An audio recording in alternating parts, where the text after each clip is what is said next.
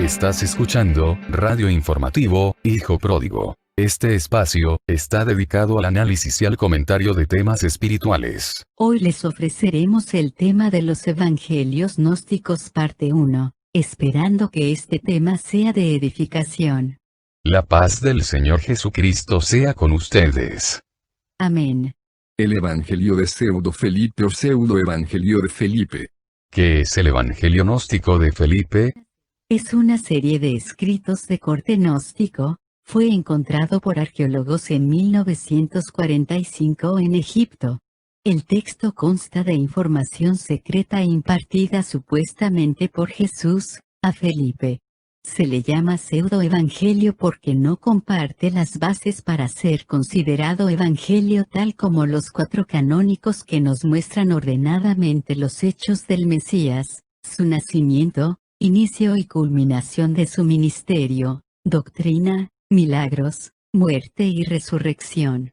Más bien nos muestra un Jesús esotérico y místico. Estos textos gnósticos heréticos generalmente se apropiaban de nombres importantes de figuras bíblicas para tomar más relevancia, por eso mismo el escrito se le atribuye erróneamente a Felipe.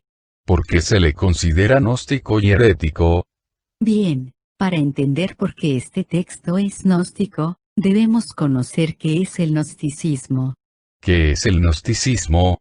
El gnosticismo es una corriente sincrética de varias religiones y culturas antiguas. Para poder entender el mundo y a Dios, el término gnosticismo proviene del griego, y significa conocimiento. Se fue formando a través del tiempo.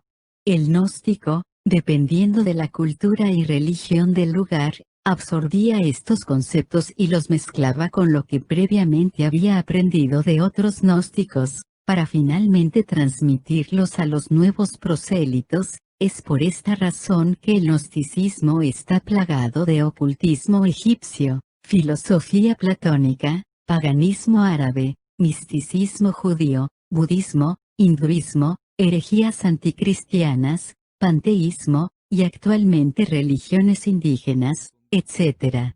Por tal razón, hay varios tipos de gnosticismo. Si tratáramos de encontrar el origen del gnosticismo tendríamos que situarnos en el huerto del Edén. Los gnósticos exaltan a la serpiente, creen que ella trató de liberar a la humanidad de un dios perverso. Ellos en sus delirios, creen que Yahvé es un demiurgo, un ser abortado por la diosa Sofía de la sabiduría, que creó el mundo material, para ser adorado egoístamente. También afirman que Jesucristo predicó a otro Dios diferente de Yahvé, y que la salvación del ser humano no depende ni siquiera de la fe en el sacrificio y resurrección de Jesucristo, sino de un conocimiento superior serpentino o gnosis. Según estos grupos, no sirve solamente la fe, sino que el hombre es una chispa divina, y puede llegar a ser un Cristo.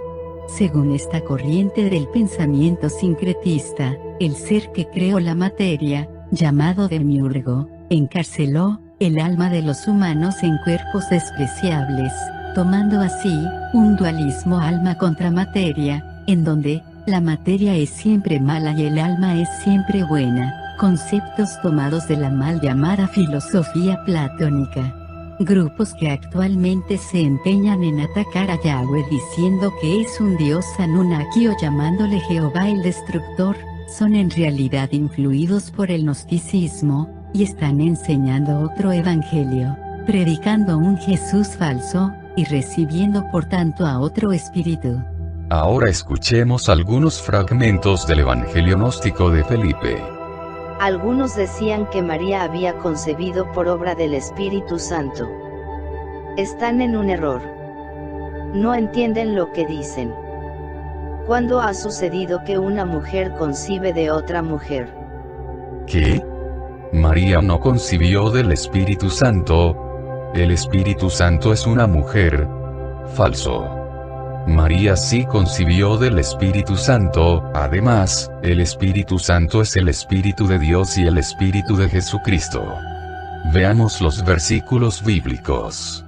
Lucas capítulo 1, versículos 26 al 34, y al sexto mes, el ángel Gabriel fue enviado por Dios a una ciudad de Galilea llamada Nazaret, a una virgen desposada con un varón que se llamaba José, de la casa de David, y el nombre de la virgen era María. Y entrando el ángel a donde ella estaba, dijo: Salve, muy favorecida.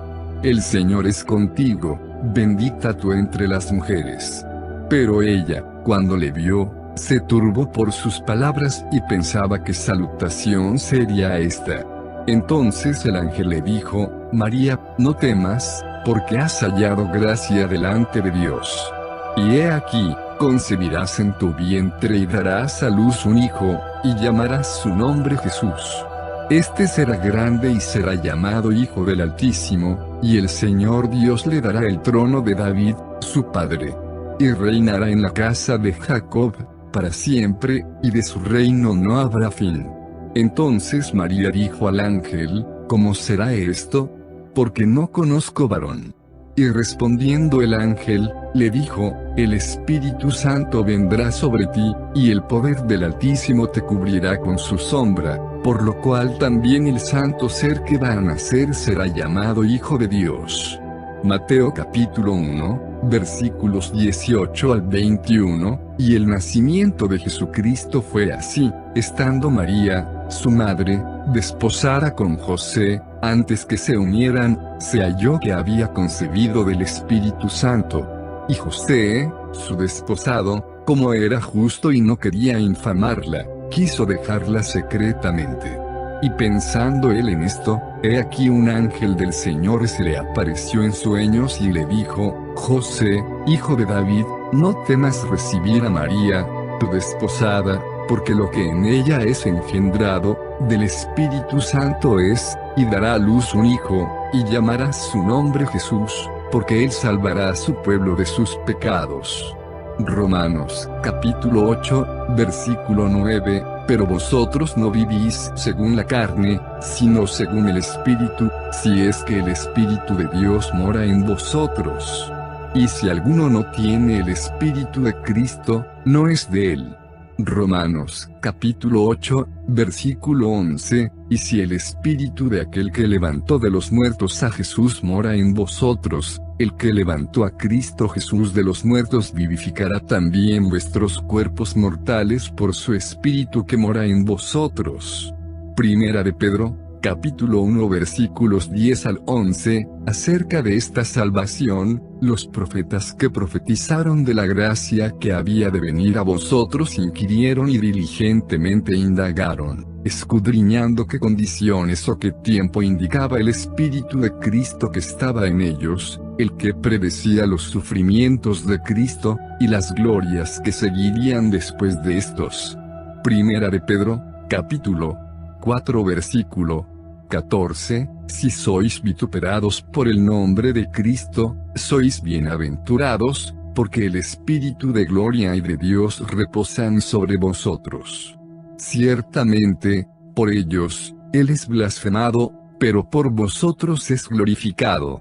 Sigamos escuchando más de lo que debe alertarte del Evangelio gnóstico de Felipe. El Señor, Jesús el Cristo, no habría dicho mi Padre que está en el cielo si no hubiera tenido otro Padre.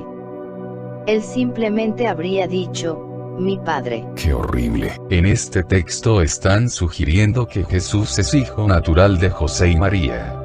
Por si fuera poco, en otras partes del texto se dice lo siguiente. Soy yo el apóstol Felipe, el que dice, José, el carpintero, plantó un jardín, porque necesitaba madera para su carpintería. Fue él quien hizo una cruz de los árboles que plantó. Y el hijo de su semen fue colgado en lo que él había plantado. El hijo de su semen es Jesús y lo que fue plantado era la cruz. Pero Lucas el evangelista desmiente esto. Lucas capítulo 3 versículo 23, y Jesús mismo tenía unos 30 años. hijo, según se creía, de José, hijo de Eli.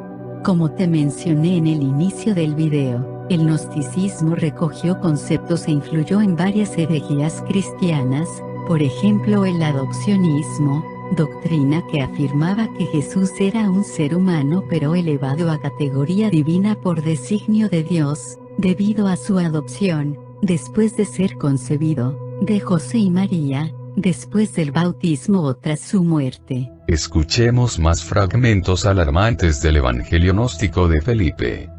El Padre creó al Hijo, pero el Hijo no puede crear a un hijo, ya que quien fue engendrado de esta manera, por el Padre, no puede engendrar.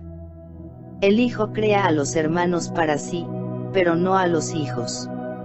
El Hijo es creado, no según el apóstol Juan. Juan capítulo 1 versículos del 1 al 3, en el principio era el Verbo, y el Verbo estaba con Dios, y el Verbo era Dios. Este era en el principio con Dios. Todas las cosas por medio de él fueron hechas, y sin él nada de lo que ha sido hecho fue hecho. Juan capítulo 10 versículo 30, yo y el Padre uno somos. Además, el verdadero Felipe sabía que Jesús no es creación, y de su unidad con Dios, Jesús mismo se lo dijo antes de ser crucificado. Juan capítulo 14 versículos 7 al 11, si me conocierais, también a mi Padre conoceríais, y desde ahora le conocéis si le habéis visto. Felipe le dijo, Señor, muéstranos al Padre, y nos basta. Jesús le dijo, tanto tiempo hace que estoy con vosotros, y no me has conocido, Felipe. El que me ha visto a mí, ha visto al Padre. ¿Cómo, pues, dices tú, muéstranos al Padre? ¿No crees que yo soy en el Padre, y el Padre en mí? Las palabras que yo os hablo, no las hablo por mí mismo, sino que el Padre que mora en mí, él hace las obras. Creedme que yo soy en el Padre, y el Padre en mí, de otra manera, creedme por las mismas obras. Como puedes escuchar, la propuesta de que el Hijo de Dios es creado, difundida entre el 250 y 335 después de Cristo, llamada arrianismo debido al nombre del presbítero de Alejandría, Egipto, de nombre Arrio, que si bien no es considerada dentro del gnosticismo para los estudiosos del tema, para nosotros después de leer el falso evangelio de Felipe, es evidente que la doctrina de Arrio tiene sus bases en este tipo de gnosticismo. No es de extrañarse que, precisamente, Arrio haya sido presbítero de Alejandría, y los textos gnósticos como este, solo existan hoy en día en lenguaje copto. Posiblemente el gnosticismo copto incorporó al Mesías en sus creencias y desarrolló entre sus múltiples ideas una síntesis aparentemente cristiana, pero gnóstica en esencia, muy similar a la de Arrio, años más tarde. Escuchemos más fragmentos alarmantes del Evangelio gnóstico de Felipe. Hay personas que reciben su alimento de la boca de la cual sale la palabra de Dios. Si uno se alimenta así, puede llegar a ser perfecto. Los perfectos pueden concebirse de un beso y nacer así. Por eso nosotros también nos besamos unos a otros concibiéndose a partir de la gracia que está en cada uno de nosotros. Una mujer que no ha dado a luz a sus hijos puede convertirse en la madre de los ángeles.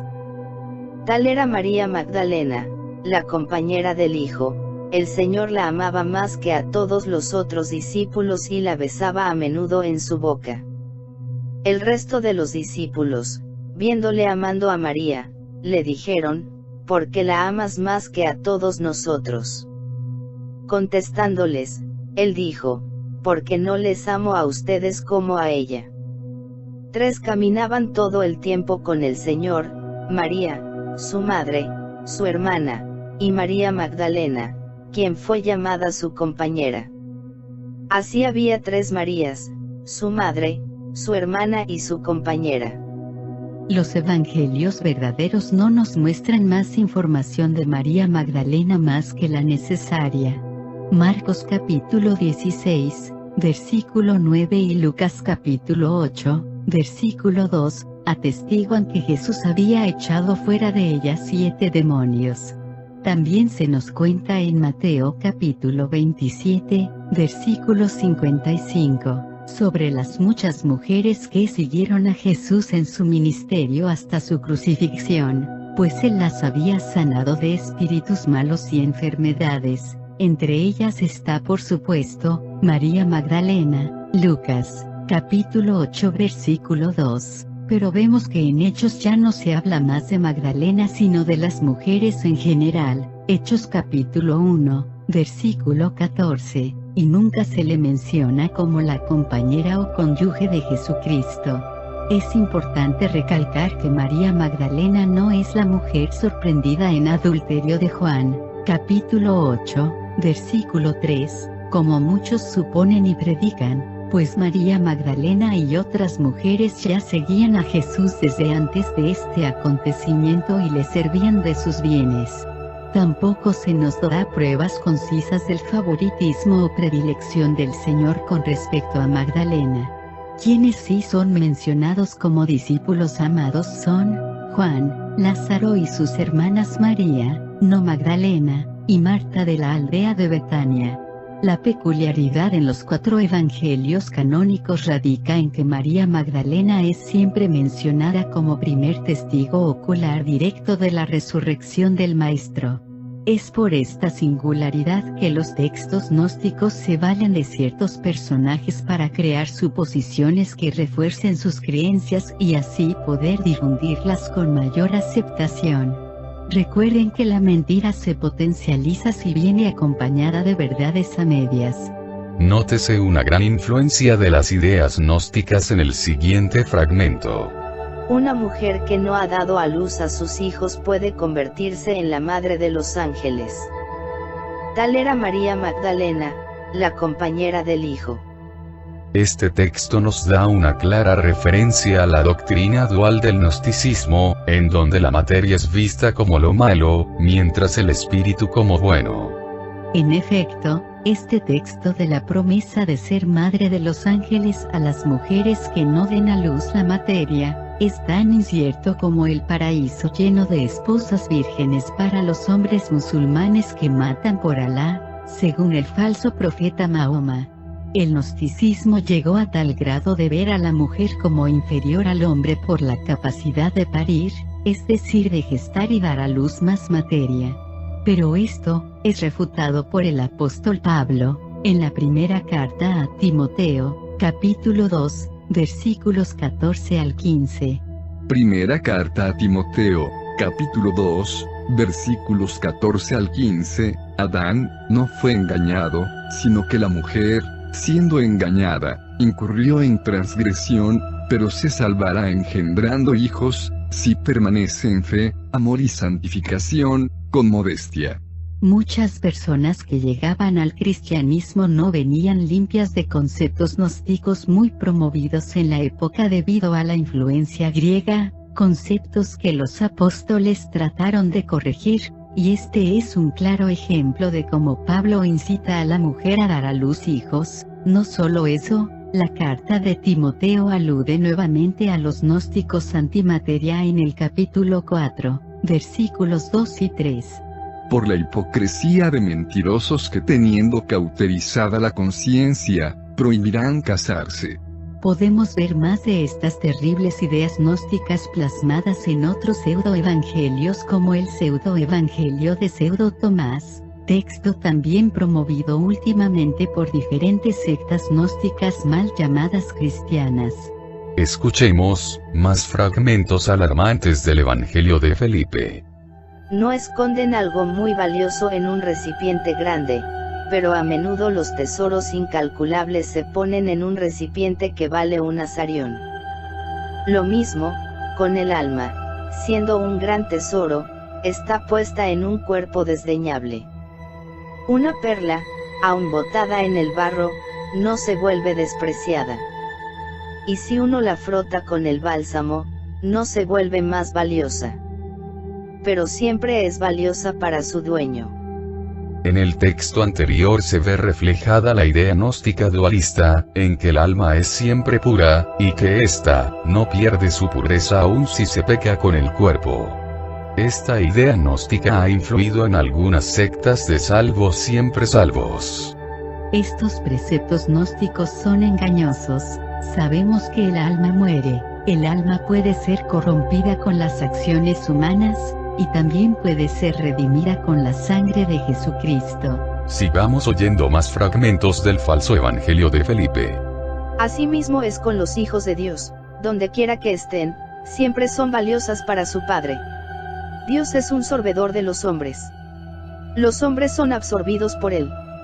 Anteriormente los hombres sacrificaron los animales. Pero sus almas no fueron absorbidas por Dios. ¿Ah? ¿Cómo? Dios es absorbedor de hombres. Absurdo.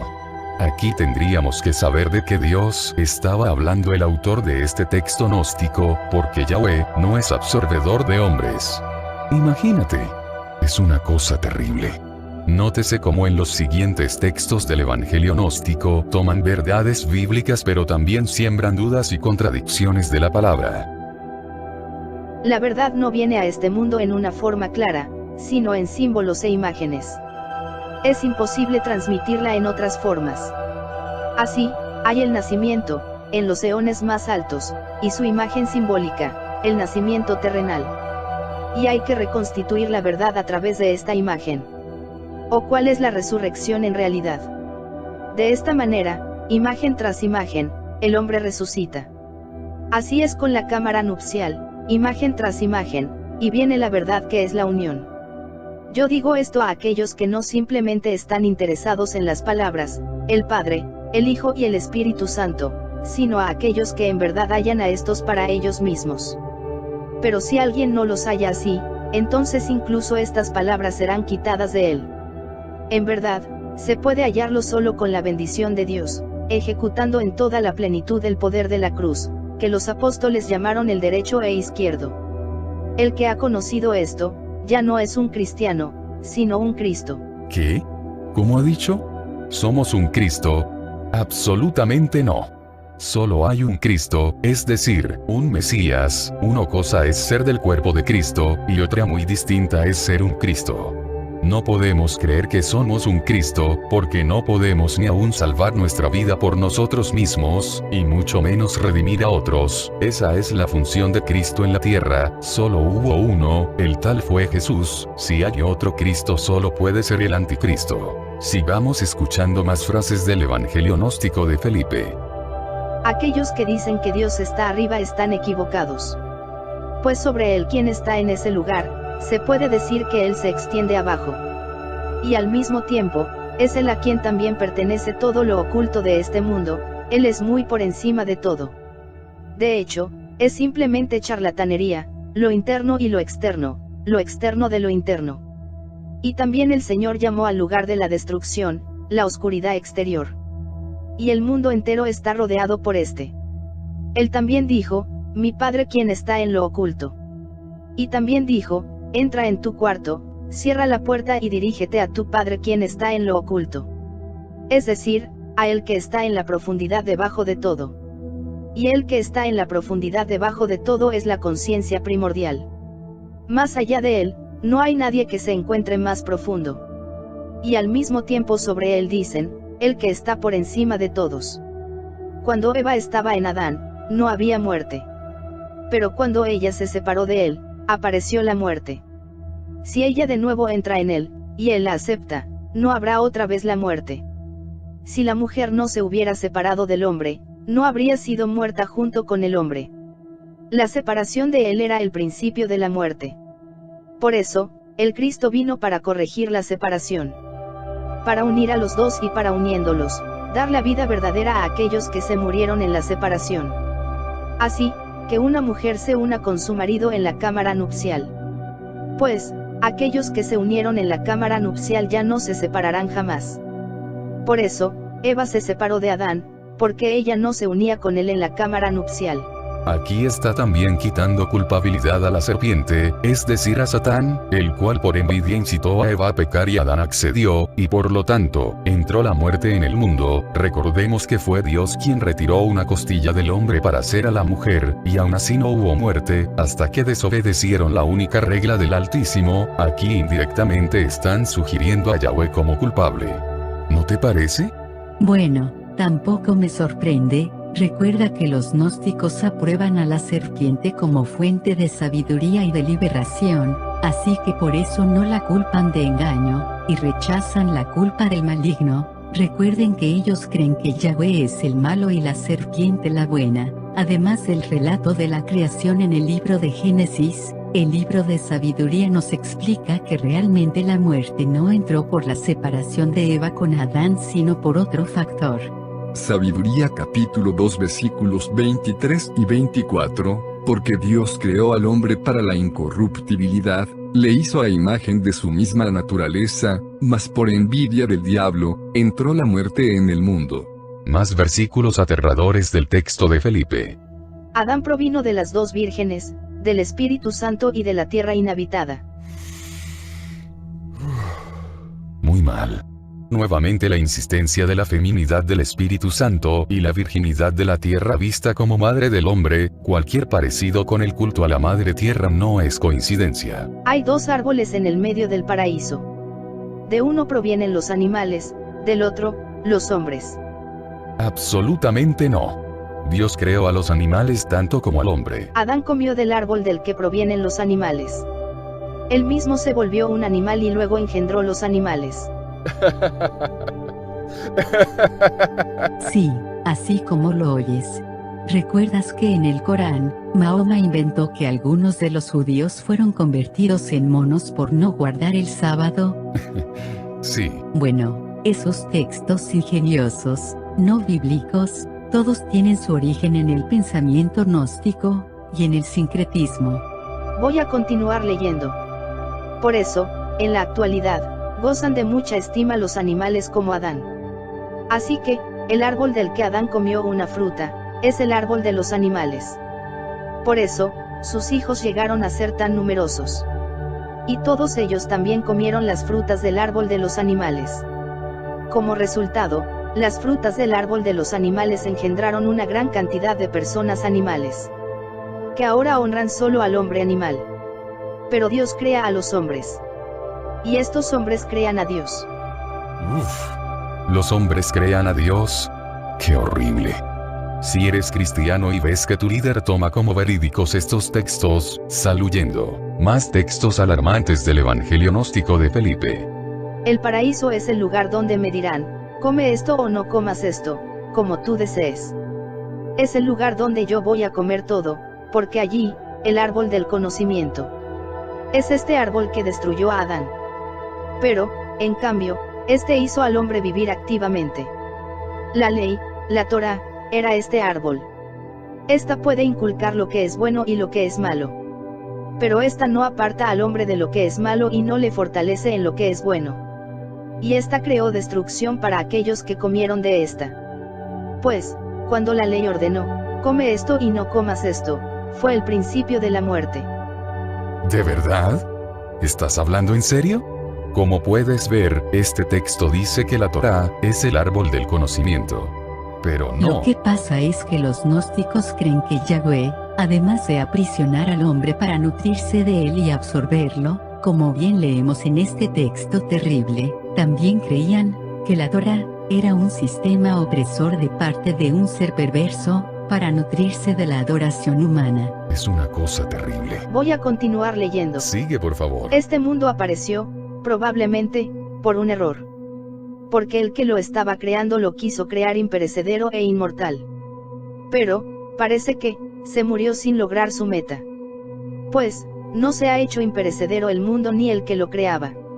Aquí, como puedes ver, el autor del Evangelio de Felipe está haciendo referencia al pensamiento platónico. Para un gnóstico, leer este texto no era desagradable, pues entendía que hacían referencia al demiurgo, un ente maligno, considerado por ellos como un dios menor, creador del mundo material y del universo físico. Por el contrario, cuando un cristiano lee esto, nos resulta una blasfemia porque fue Yahweh, a través del Verbo, es decir, su Hijo, Yahshua el Mesías, quien creó todo. Juan capítulo 1, versículos del 1 al 3. En el principio era el Verbo, y el Verbo era con Yahweh, y el Verbo era Yahweh. Él era en el principio con Yahweh, todas las cosas por medio de él fueron hechas, y sin él, nada de lo que ha sido hecho, hubiera sido hecho. También en el Génesis, nos dice en el capítulo 1, versículo 31, y vio Dios todo lo que había hecho, y he aquí que era bueno en gran manera. Prosigo con la lectura. Un caballo engendra a un caballo, un ser humano engendra a un ser humano, Dios engendra a Dios. ¿Recuerdan la frase polémica de Cash Luna, de que somos Jehová Junior? Pues bien, díganme si los gnósticos no enseñaban eso desde antes. Exacto. Por último, y para rematar con estas frases, pero en realidad es que hay muchas que se pueden extraer de este texto, es una que me pareció realmente alarmante, por favor escuchémosla. Primero hubo un adulterio, y luego vino el asesino engendrado del adulterio, pues era hijo de la serpiente. Por ello vino a ser homicida como su padre y mató a su hermano. Ahora bien, toda relación sexual entre seres no semejantes entre sí, es adulterio.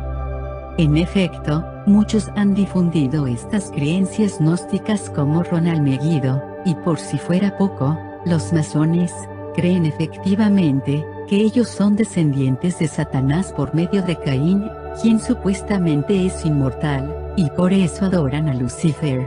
Mi conclusión es que este tipo de textos deben ser refutados con la Biblia, y no ser aceptados ni siquiera como libros de consulta. Se pueden estudiar para análisis y refutación, pero nunca para inclusión de su doctrina en congregaciones cristianas, pero es lamentable que algunos los tomen como verídicos.